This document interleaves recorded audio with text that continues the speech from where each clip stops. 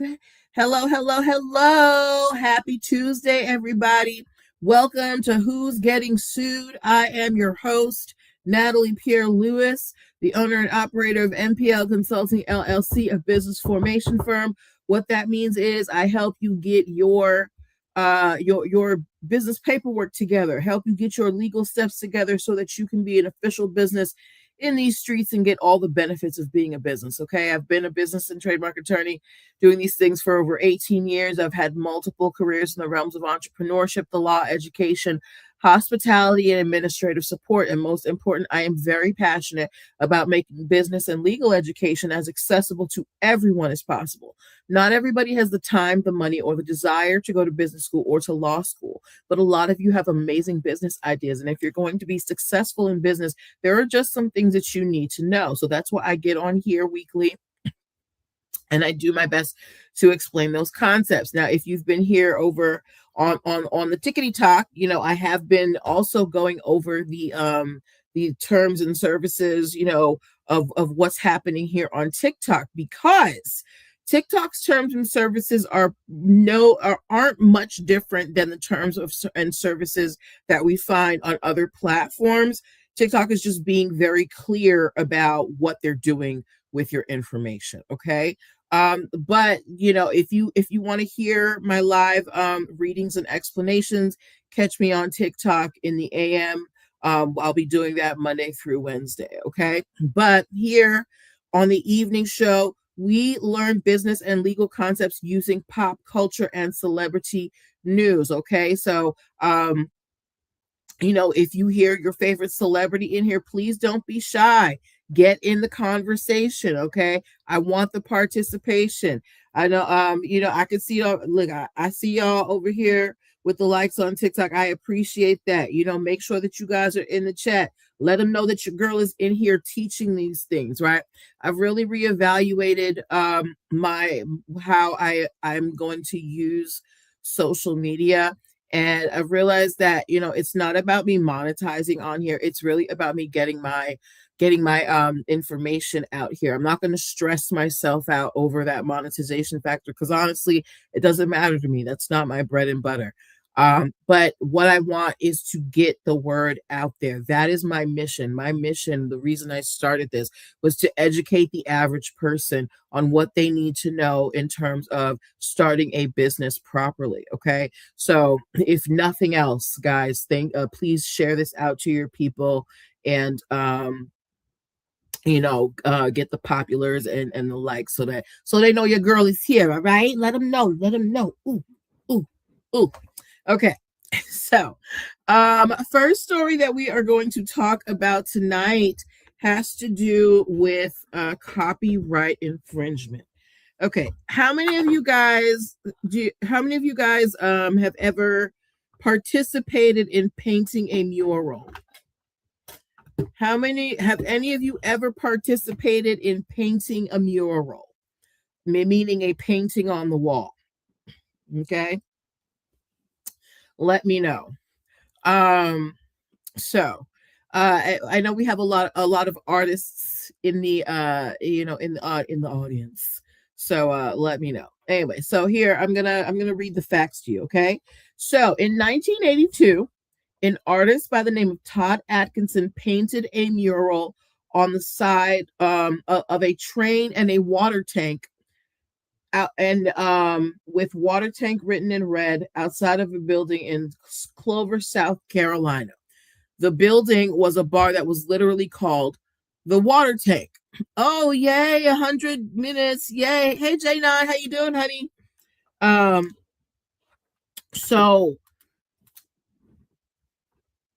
So this guy, he paints the mural for the bar. If you are in the DC area, Ben's Alleyway, Ben's Chili Bowl. If you go outside there, there's that huge mural, right? So think about that. That's what we're talking about here. This guy painted a mural in 1982.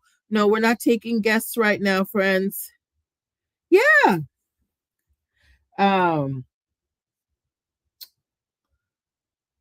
Right. So the mural is up there for a few years. Again, it was painted in 1982. 2023, someone buys the building. Someone new buys the building, and the owner, he gets another artist to come, and he said he wanted to zhuzh up the mural. So he asked this new artist to come in and kind of, zhuzh up some things on the mural. And not only did that artist do that, but he erased the name of the original artist who did it, Todd Atkinson, and he put his name on it. Okay. So it's like, let me see. It would just be like if somebody did a painting on a canvas and then somebody else came and tried to do their own, thanks doll, and tried to do their own edits, and then painted out the original artist's name and then put their own. That is what this guy did in the mural. Can you imagine the audacity? That's plagiarism. It's just like the story that I told you guys about Future and the dungeon house, right? The original photo was Gary Gomez's photo. And then Future wanted to go and do his little, bright fuchsia colors, things, whatever. And you didn't even put Gary Gomez's name on the thing. So that's exactly what's happening here. Okay. So the original artist reaches out and files a cease and desist. He basically reaches out to the owner of the new bar and says, you violated my intellectual property. That mural is my art and you destroyed it, right?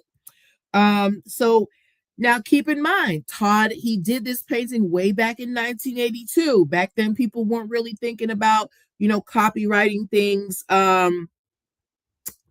things immediately. So he finally filed for an official copyright in 2023. But here's what you have to know about works of authorship. When you create something, particularly art, right, there are some inherent copyrights that you have.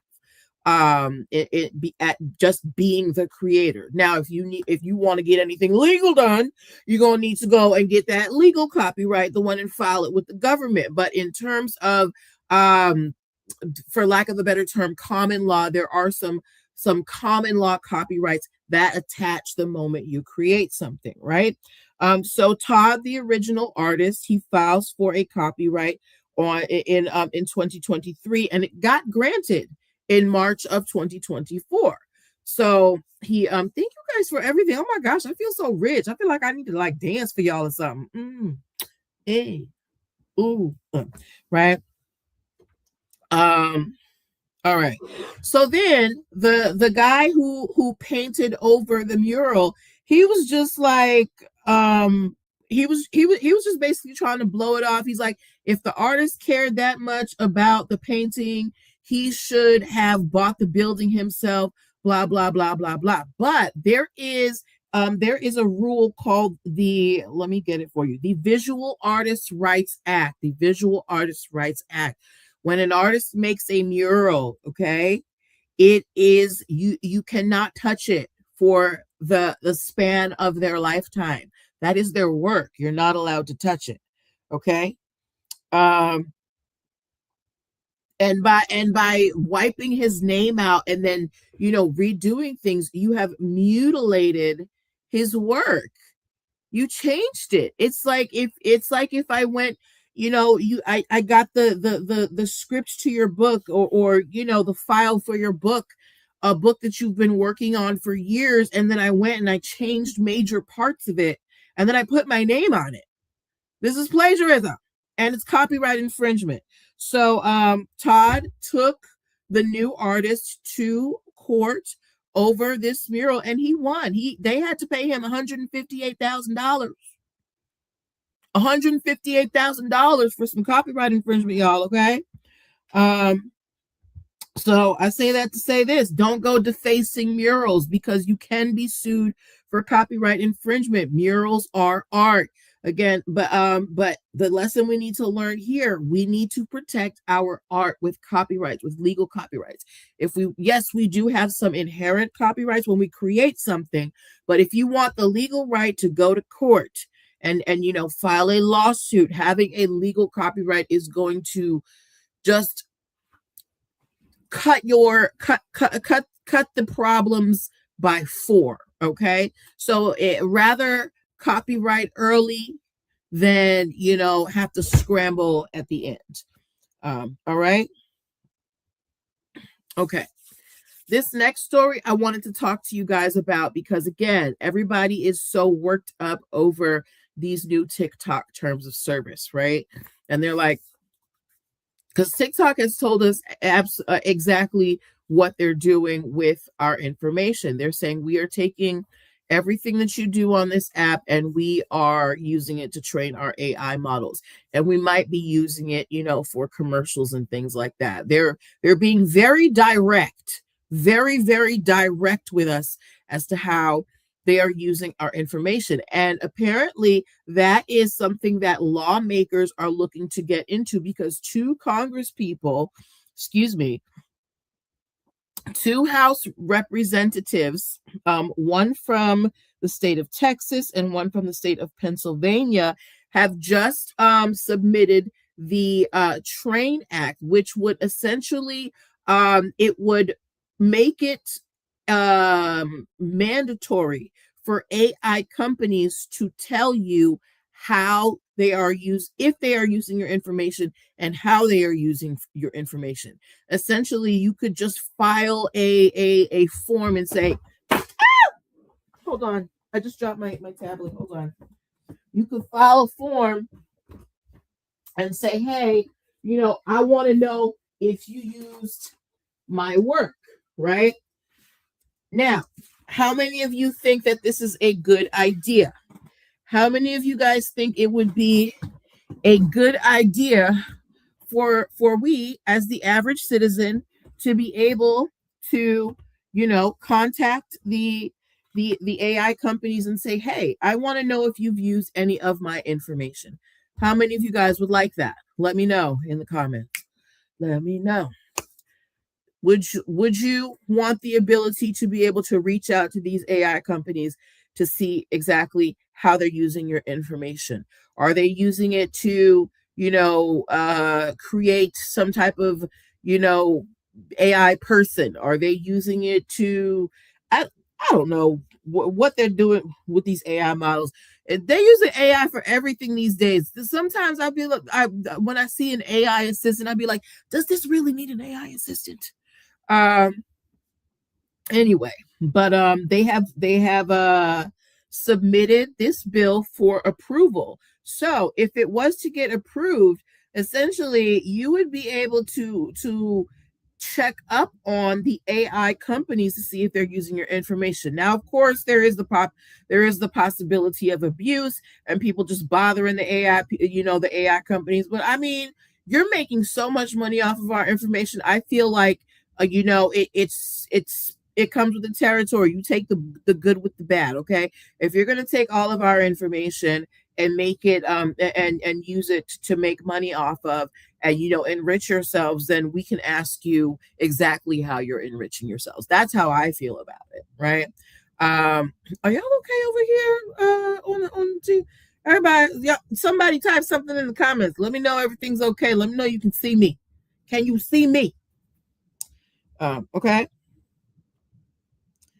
All right. So we have a follow-up to one of our stories from a couple of weeks ago. If you were here a couple of weeks ago, I told you guys that Matthew McConaughey is trying to basically protect himself against AI.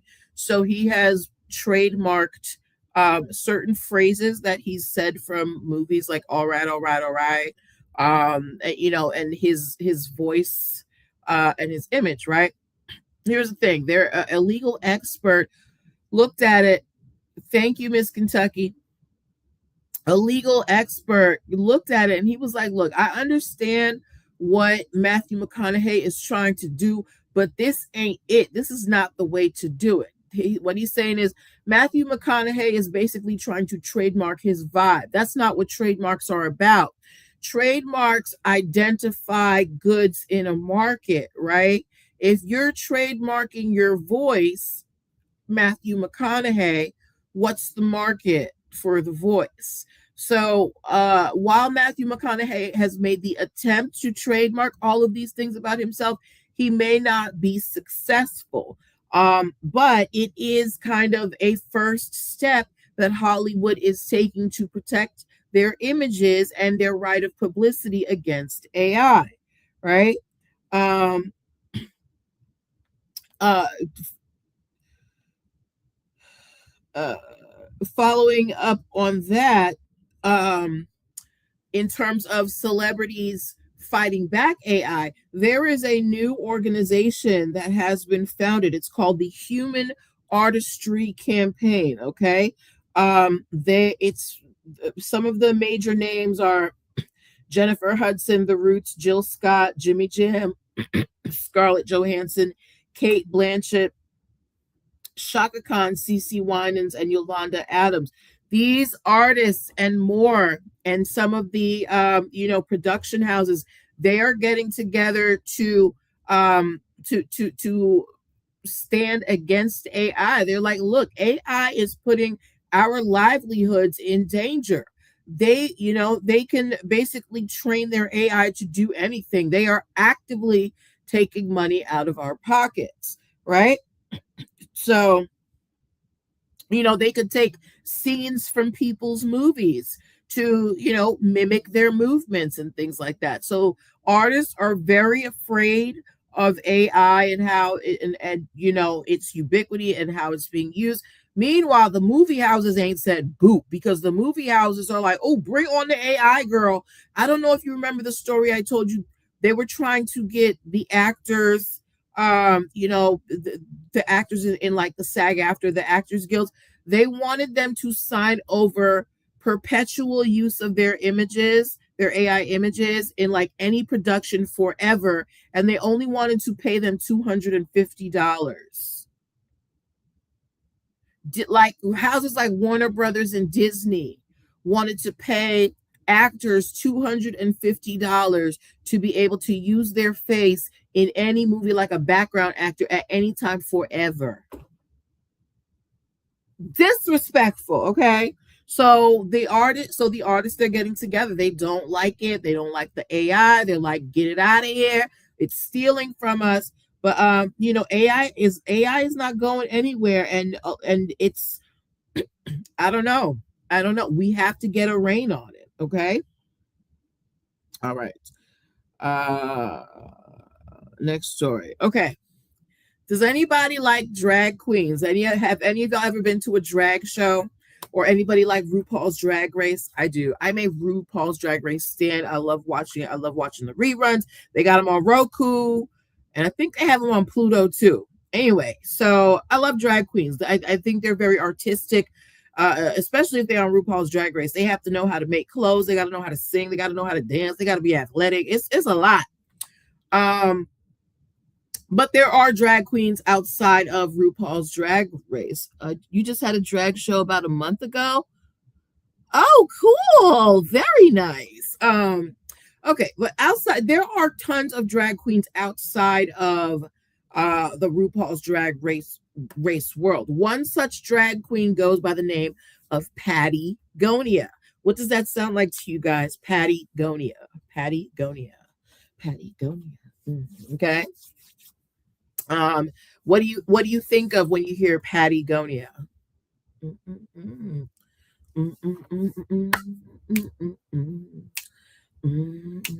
Guys, if you wouldn't mind sharing this out to your people, let them know your girl is in the building. Ooh, let them know your girl is in the building. Ooh. Okay, sounds like Patagonia. And if you don't know, Patagonia is a very well-known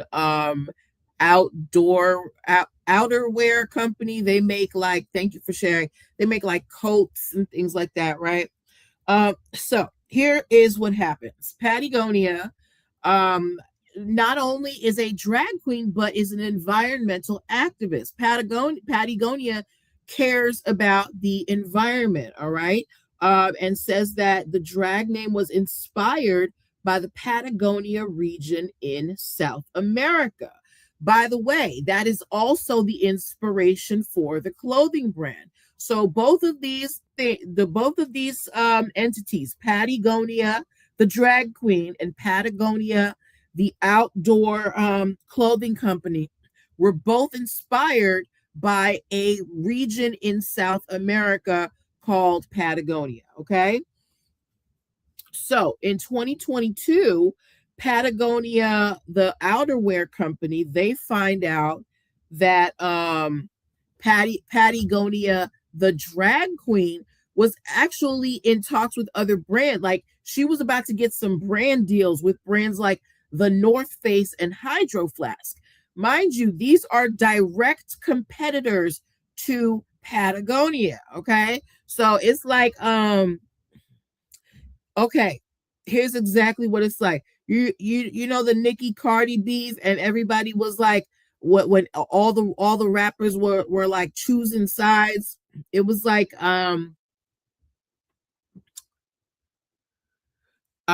it was like, okay, so Patagonia is Nicki, and the North Face and Hydro Flask, they're Cardi, and Patagonia is, I don't know, Ice Spice or something.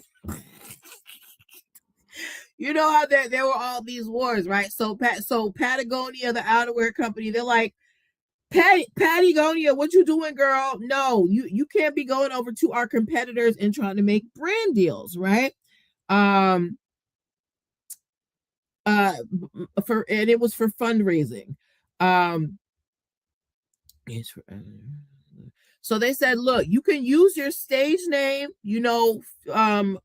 for to be environmentally conscious and all that, but don't be out here trying to make no money off that name, okay? Don't be out here trying to make no merch. We don't want to hear about no Patagonia t-shirts. That's what they told Patagonia, the drag queen, okay? Now, Patty's team, they basically said noted, okay, and went about their way, but there was never any agreement between Patty's team and Patagonia, the company. Hey, admin for creatives, how you doing, doll? So at the meanwhile, after Patagonia tries to lay the smackdown on Patty finds out that Patagonia actually supported has a subsidiary company that sold tactical gear to the military and police, and she felt like that was hypocritical. Oh, stay safe, doll.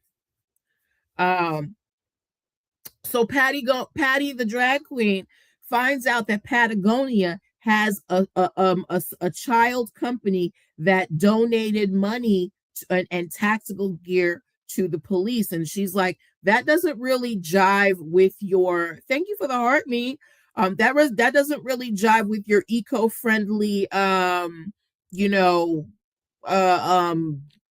whatever, eco-friendly, what do you call that thing? I have the notes right in front of me. Your eco-friendly brand, right? So Patty the drag queen is like, you know what, Patagonia, I don't care no more. You guys are hypocrites. So she goes to trademark her drag name of Patagonia.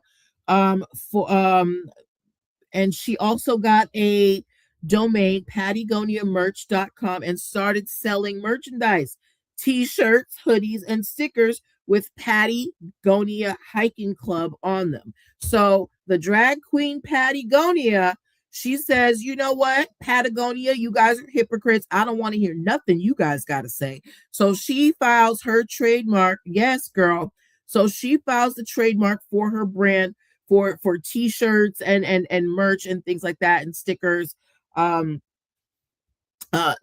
people can purchase. And part of the proceeds are going to, fund environmental organizations, right? So then Patagonia, the outerwear company, says, "Oh, really? You thought we was just gonna let that slide, girl? Oh, let me show you." So they filed a lawsuit in district court, and they are looking for $1 in damages. Okay, they don't really care about the money. They just want Patagonia, the drag queen, to stop using her stage name to make money. Okay, that is their only gripe. That's why they're only looking for $1. The big thing for them is this name. Okay. Meantime, the drag queen Patagonia, she's out here living her best life. She's getting a lot of support. What else happens? What is it? She's raised over $1 million for inclusive outdoors groups, flying the largest trans flag ever in a national park, and gave a TED talk about joy and resistance, and is working with Yo-Yo Ma on climate activism. So Patagonia, she is making a name for herself apart from Patagonia. She's not relying on the outdoor brand to build anything up for her. So we will see if she's able to go through with this trademark application for her stage name. I'm interested to see if it's going to go through. Okay. All right. That being said, support your local drag. Okay. All right. Anybody here a fan of the Beckhams? How many of y'all saw the movie Bend It Like Beckham? Or anybody here a soccer fan? By the way, if anybody has hookups to the World Cup, specifically the game in Philly with Haiti versus Brazil, your girl is looking for tickets, okay? But how many of y'all have heard of David Beckham? Give me a soccer ball emoji. Give me a soccer ball emoji. Give me a soccer ball. Listen, it is some drama happening in the Beckham household. Okay, we're just gonna get right in it because there's a lot to cover. So we know, David Beckham, famous soccer player, married to Victoria Beckham, former Spice Girl, Posh Spice, right? They got kids. They have trademarks. They have their own trademarks, David and Victoria Beckham, right? But they also filed trademarks for their children, okay? Including their child, Brooklyn. I think they filed Brooklyn's trademark when he was 17. The parents own Brooklyn's trademarks. They're owned by the mother, Victoria Beckham. Now, again, she filed these when he was 17 for all sorts of things, right? Meanwhile, Brooklyn he's 26. He's about to get married. Okay. No. Yes, 2016, 17, 4 years. Okay. So when he was 21, Brooklyn was about to marry this lady, this daughter of a billionaire, right? Apparently before his wedding, his parents pressured him into signing the rights away to his name. So because mom owned the trademarks having to do with Brooklyn Beckham's name, before the wedding, she's like, "Look, I need you to sign over the rights to your name so we can keep this money train coming, bro. Okay? I'm not gonna be fighting with you within the USPTO over these trademarks." What? I didn't direct customers any. What are you talking about? Anyway, okay. So, okay.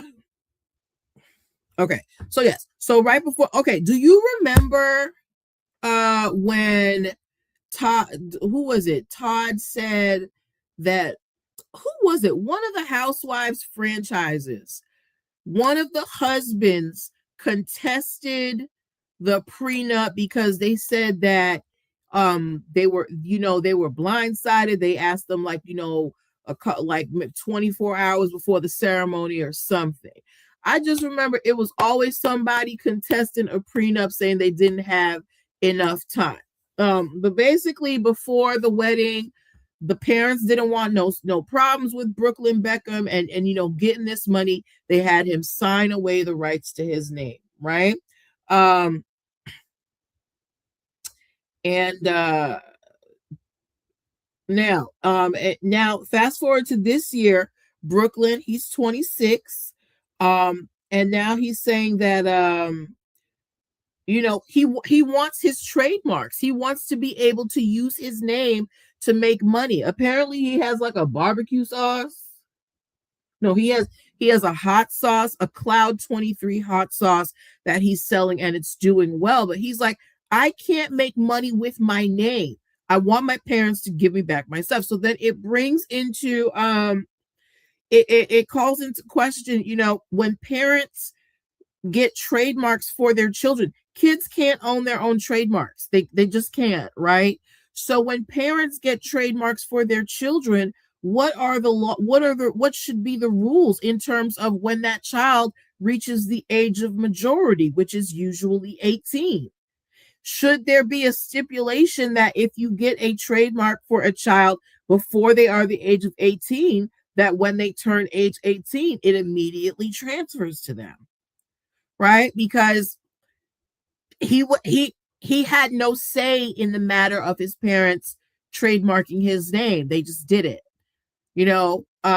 What do you guys think? I want to know from you guys. Do you think that parents, one, should be able to get trademarks for their children that they own? Because just like, kids can't sign contracts, you have to have a parent or guardian, sign the contract. Kids can't own trademarks. So what do we do? Like for all of the Kardashian kids, right?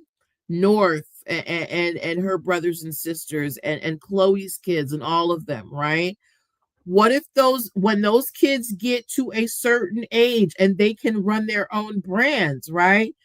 Those brands right now belong to their parents. So what if the parents don't want to give it back? Should there be a rule that these trademarks automatically transfer if you trademarked for a child when they were a child? What do you guys think about that? Anyway, but yeah, this is this is a real issue because I get a lot of you guys who talk about trying to trademark for your kids because your kids are doing things right, but we know that your kids can't own trademarks. So what are you going to do when that kid gets of age? And then with this trademark with the Beckhams, right? Trademarks don't last forever. They you have to renew them about every 10 years. When this expires, Brooklyn can contest any renewal that his parents might want to try and get for the trademarks of his name, right? So it's just a lot of family drama. So if you ever think business and trademarks and things are boring, no. It's very, very dramatic. All right. Okay. Moving on. We talked about that. Okay, y'all. Drake will not let this beef go. He has. Remember when I told y'all that the judge basically said, Drake, go cry about it. You lost. This is hip hop. Basically, oh, I got this bold. Don't judge me, y'all. Right? The judge did all that. Well, Drake is not taking it. He refuses to, acknowledge or not refuse to acknowledge. He is appealing the ruling. He is saying, look, these lyrics, people are thinking that I'm a pedophile. You need to take this seriously. And the reason why this is important is because him continuing to pick at this and if he gets the right judge, this might change. Really, Toby? This might change the trajectory of the hip hop game because hip hop has always been, hey, Hip hop has always been known to be combative. There were always beefs. It's just part of the game. So if Drake continues to pick at this scab, and finally finds a judge who is willing to entertain his nonsense, this could change the hip hop game um, on a whole bunch of fronts. Because remember, there was the whole, and there's the whole initiative of trying to hold rappers accountable for their lyrics in criminal cases and things like that. So Drake, you need to start singing. You need to start singing R&B jams, because you are cooked when it comes to the hip hop game. I'm sorry, sir. This ain't hip hop. All right. All right. Stop wasting the court's time.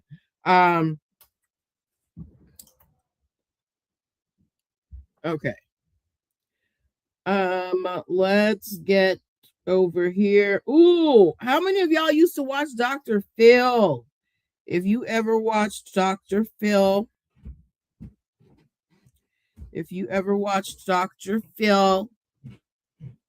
type Dr. Phil. Hey, Glow, Dr. Phil in the comments, okay? So, Dr. Phil, if you didn't know, Dr. Phil is currently in a lawsuit against TBN, the Trinity Broadcasting Network, that Christian network, because he was supposed to do programming for them, and they were supposed to help him with production. And apparently he said he went into debt like $10 million, and they won't reimburse him for anything. Anyway, but that's besides the point. Dr. Phil has a son. His son's name is, what's this child's name? His son's name is Jordan. Okay. Now, Jordan, when Eric Adams was mayor of New York, he and Jordan McGraw, Dr. Phil's son, and Eric Adams made an agreement that Jordan was going to shoot a documentary about the NYPD. Okay. It was going to be called Behind the Badge, and it was supposed to make the NYPD look amazing with exclusive access to film their operations. Okay. Now, the contract said, now, can you imagine that? A mayor making a deal with it. I mean, there's cops, but there was cops, but I don't think politicians were ever involved. Can you imagine Mayor depending on where you live, who's the mayor? Okay. Let's do the DC mayor. This is basically if Mayor Bowser gave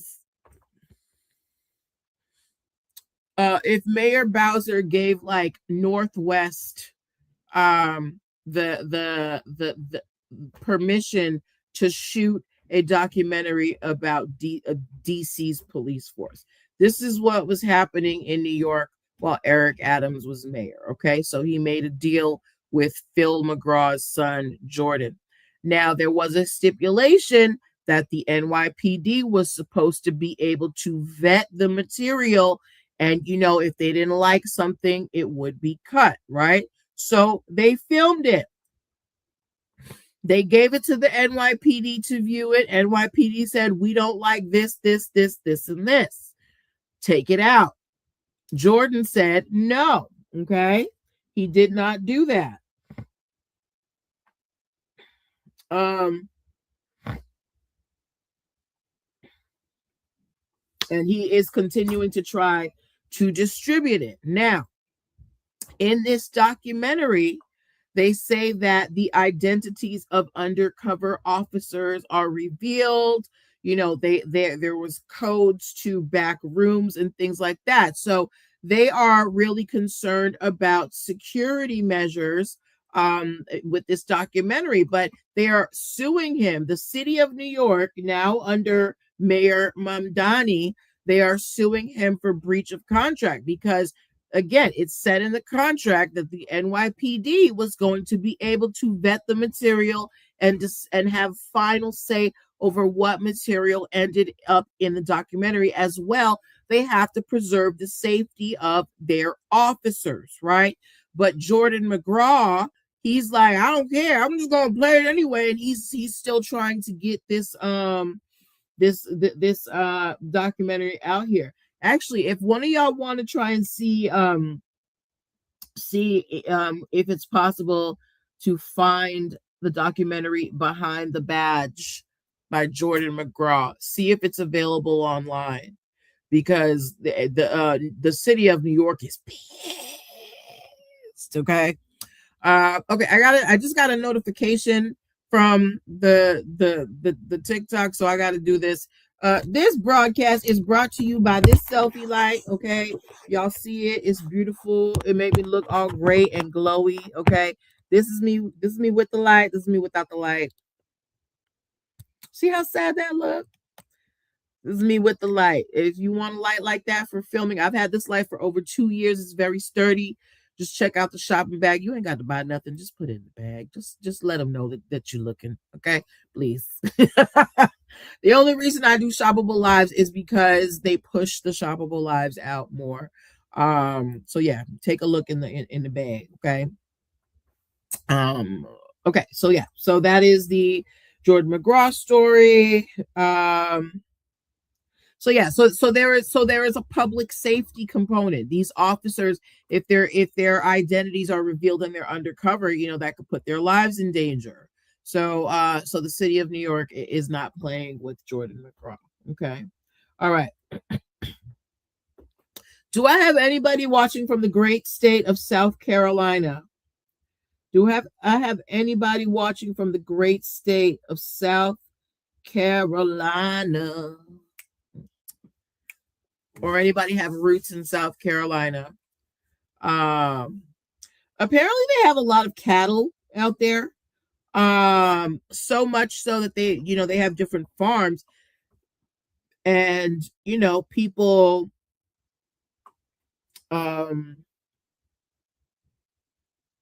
they have a lot of businesses out in South Carolina. So they have basically started their own trademark registration system. If you didn't know, you can get state level trademarks. They do not supersede federal trademarks. What does that mean? That means if you get a state trademark and then somebody gets a federal trademark for the same thing, your state trademark is invalidated. Federal always trumps state, right? But South Carolina, because they have a lot of livestock brands, and things that need to be trademarked, they want to fast track things. They want to make things faster. So they have set up their own state trademark system that people can just, press a few buttons on their computer and do their own, state level trademark applications. Now, this at first glance, this seems great. Yes, better access. But if you don't know what you're doing when you're filing the trademark, you are very prone to making mistakes, right? And I'm sure these applications are not free. So that means that, if you don't do it right, you've wasted money. So while I do applaud the attempt at modernizing the trademark system within their state, they also should be putting in some type of educational component to teach people about how to properly use the trademarks, right? Because just like when you guys are looking to trademark federally, the reason why you seek out legal guidance is because there are a lot of rules that you don't know. So everybody who wants to file a trademark, even if it's just for the state of South Carolina, they're going to need to know those rules, right? So they're going to need some type of legal guidance. But I think this is really cool for South Carolina, and it's going to streamline for a lot of state-based businesses. Okay. Okay. So, did you know that Disney could block your passport? Or at least in the case of this child, it was blocked.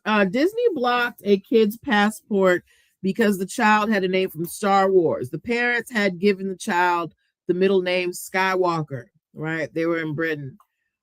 They filed for trademarks. No, not they filed for trademark. They filed for a passport for their son just to travel. And for some reason, the name Skywalker set off alarms or whatever. They would not allow the application got flagged because of Disney's copyright on the name. Okay. Um, the passport office denied the application at first and said that they might need to get Disney's permission to get the passport approved. Can you imagine having to go to a company to get a passport for your child? Say, can I use my child's name to get a passport, please? Of course, this was a big mix-up. Disney, straightened it all out. But this is just a word to the wise. Be careful what you name your kids, okay? Be careful. I be seeing what y'all naming your kids out here, okay? All right.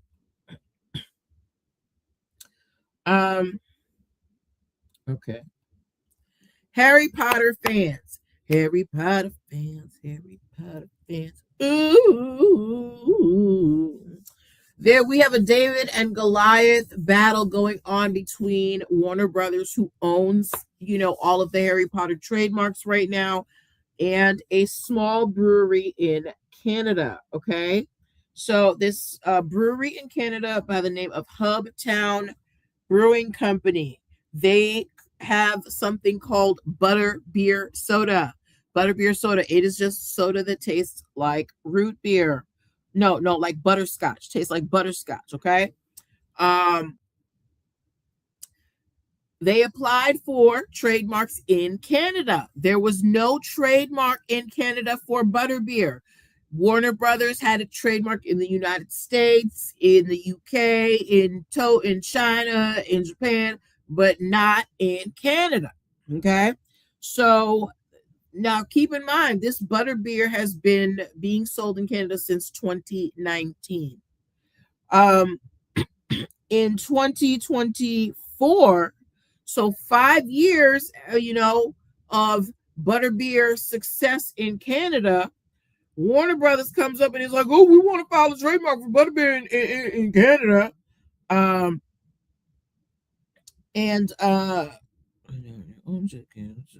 Finally advertises their trademark. So Warner Brothers, they filed a trademark in Canada for butterbeer, right? And then, just like here, when you file a trademark, they publish it so that somebody can oppose. This small bar had 2 months to oppose the butterbeer trademark registration from Warner Brothers, which has deep pockets. So they are now reaching out to social media. Anybody who's been to their bar, they're like, please show them that we have been using butterbeer for all of these years before Warner Brothers got here, right? Trademarks usually operate with the first person in time, right? Now, I am looking at Warner Brothers sideways because why did you remember to get your trademarks in the U.S., the European Union, and Asia, but you didn't do Canada? Canada's right next door. And they were operating for 5 years, right? They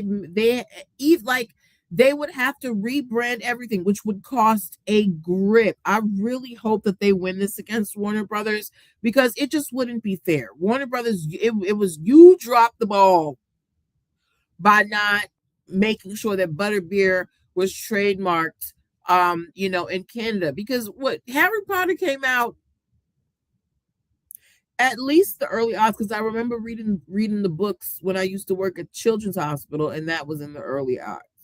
So I want this brewery in Canada to win because Warner Brothers, you got too much money. You got too many lawyers to have let that slide. At least that's just my interpretation. Okay. All right. Next story that we are talking about, and this will be the last one. And all of my musicians, this is I think this is every musician's worst nightmare right now at this time. The title of this story is An AI Band Stole Our Name and Spotify Verified Them. Okay. So there is a band out of Colorado there called Velvet Daydream. Okay. They've been a band for years. They performed, different places, but they're not huge, but they have a following. One day they get a DM from a fan who says there's an AI band with your same name on Spotify. Okay. So they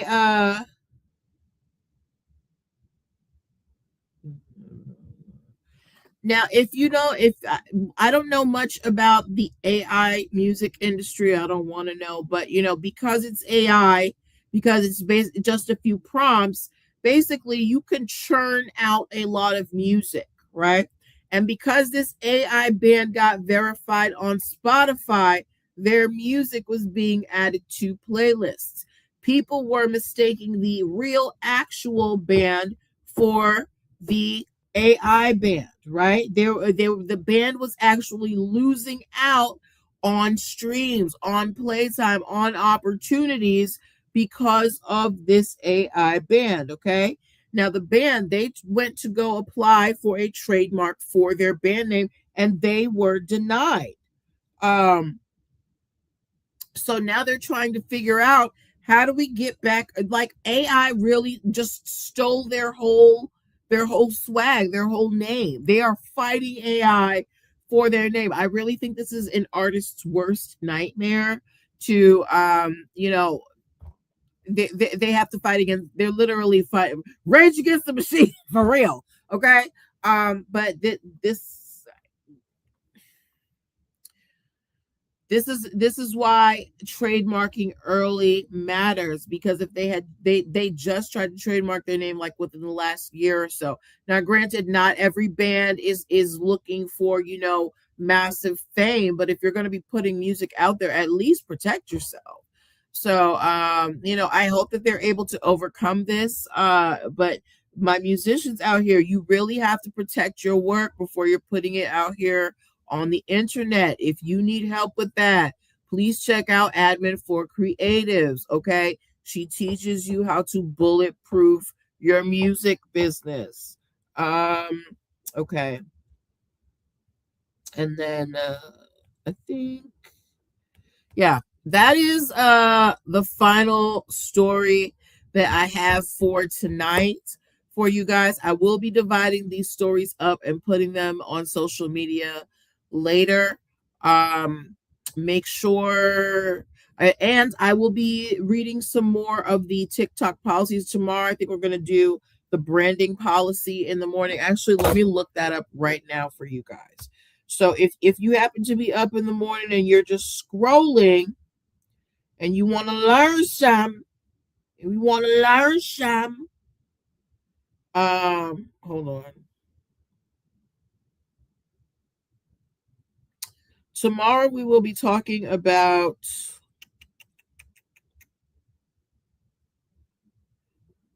okay, tomorrow we're going to be doing the TikTok buyer policy and the branded content policy. Let me see how long the TikTok buyer policy is.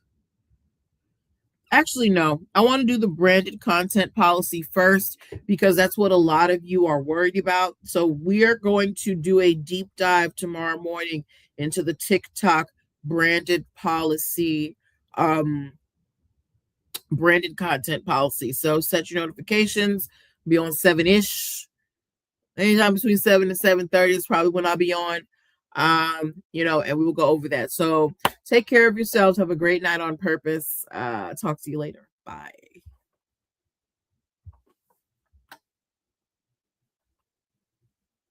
End. End.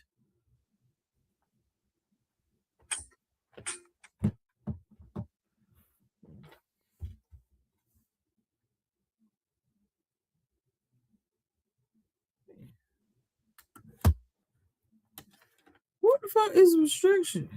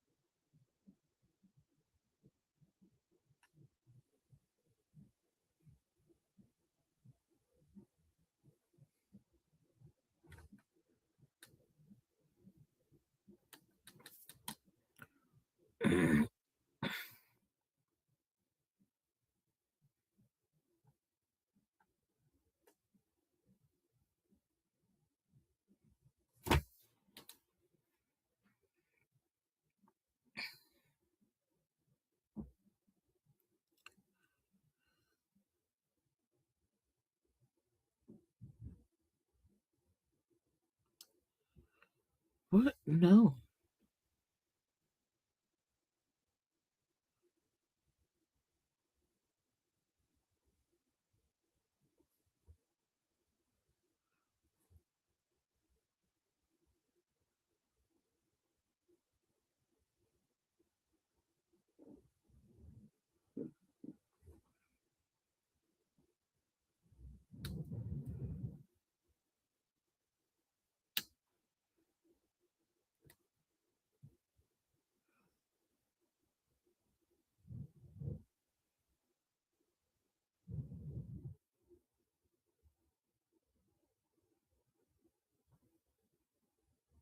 I won't take it back. I'm proud to be black.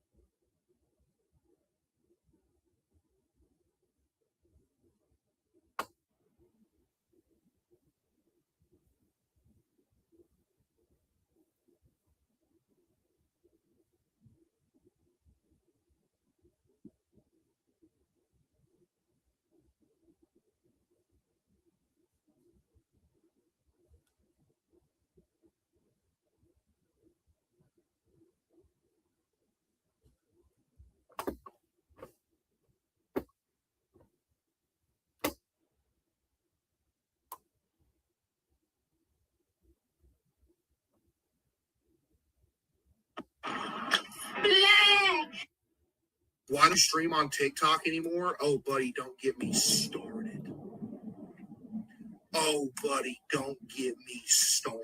Why don't you stream on TikTok anymore? Girl, let me know before I walk out this door, cause I need it for sure, and I feel like you're baby. And I know you know better, I'm a go-getter. Got your lipstick all over my Dior sweater. You want your ass pulled and your ass smack real hard, you gon' find out fucking with an old nigga. I'm making mine up. What you want, a pole nigga? You want a good fucking or you want a toll nigga? You want a young nigga ride on a four-wheeler, or you want a grown man who can drop pole in you? See, when you do that maneuver, you do with your pussy around me, I be losing my cool. I try not to look, but you know what you're doing. My shit rocking up, gotta sit on the stool. You put on the show, you should be on the tube. You back it up, homie, I win with my move. The money. Oh, shoot. Sorry, y'all.